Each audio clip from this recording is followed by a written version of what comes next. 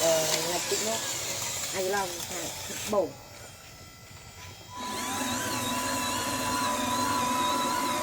chẳng là tao giờ lan mua múc thân mà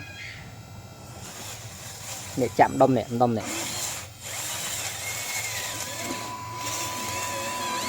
mua múc giờ có 3 món này hả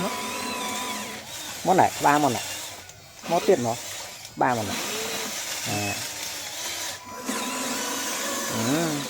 mày nhé ở giờ có 3 món này chán gì nó to gì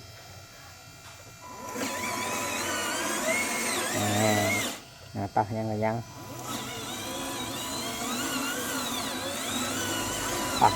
nó